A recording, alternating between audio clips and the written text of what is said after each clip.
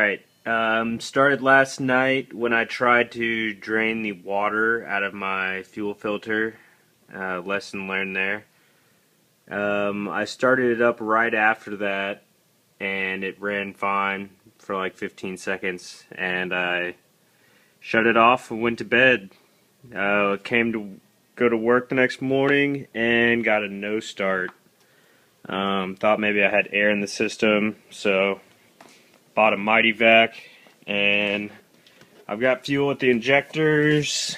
It's in the filter. It's coming through the injection pump, but this is the exact same way it's been starting every time since this morning.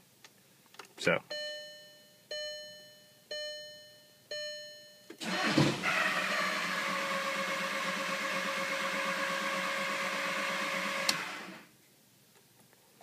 it starts like it wants to crank for like a half a second, and then just spins over like nothing's going on. So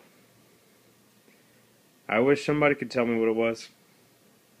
So I sure am stumped.